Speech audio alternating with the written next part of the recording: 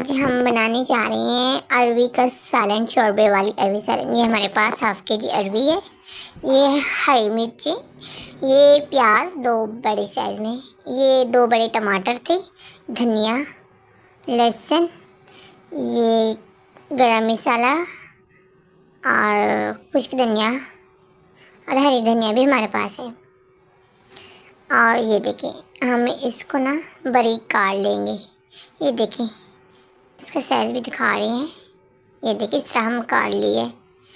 और ये देखिए, हाँ, इसको ना वॉश करके मैंने थोड़ी देर धूप में रख दिया था। साफ़ करने के बाद ना ये खुश्क हो गई थी, अच्छी तरह ड्राई हो गई थी। ये हम प्याज, ये देखिए हम प्याज ब्राउन करने का वेट करेंगे। ये देखिए प्याज ब्राउन ज़्यादा नहीं करना, डार्क ब्राउन जो होते हैं ना वो जली जली से उसका ज़ायका आता है, और लाइट ब्राउन करनी है। फिर हमने टमाटर ऐड करनी है। और ये मेरे पास 6 अदद तकरीबन हरी मिर्च थी, मैंने 100 बेटी डाली है।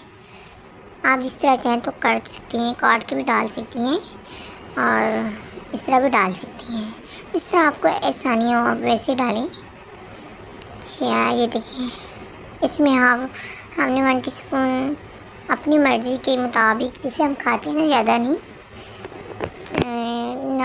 हरी रेड मिर्ची और हाफ़ टी स्पून हमने हल्दी डाली और हाफ़ टी स्पून से ज़्यादा हमने नमक डाला। जो लोग ज़्यादा खाते हैं वो थोड़ा अपने हिसाब से डाल सकते हैं। इसमें इसकी क्वांटिटी को बरकरार रखना ज़रूरी नहीं होता। ये देखिए हम मसाला तैयार कर रहे हैं। यहाँ पे मसाला अच्छे वाला बनना चाहिए, बिल्कुल मिला हुआ हो जी। और ये देखिए फिर हमने अरवी डाली। हम इसको हल्की आंच पर भुनेंगे। ये देखिए हमारे पास इस शेप में अरवी आ जाएगी, ये मसालेदार अरवी। ये इसमें फिर हमने पानी ऐड किया, फिर हमने ढक्कन लगा के थोड़ी देर के लिए छोड़ देना है हल्की आंच पे। ये देखिए जब गल जाए हल्की हल्की, ज़्यादा नहीं, हल्की हल्की गल जाए तो आप अपनी मर्ज़ी के हिसाब से शोरबा डाल सकते हैं। ये देखिए जिस तरह आप पसंद करते हैं, ज़्यादा कुछ लोग ज़्यादा शोरबा खाना पसंद करते हैं, कुछ लोग कम शोरबा खाना पसंद करते हैं। और ये देखिए इतनी मज़ेदार बनी थी, इतनी प्यारी खुशबू आ रही थी ना इसकी। ये देखिए लास्ट में ये मेरा बेटा है, इसका नाम हसन रज़ा है, ये सबसे मेरा बड़ा बेटा है।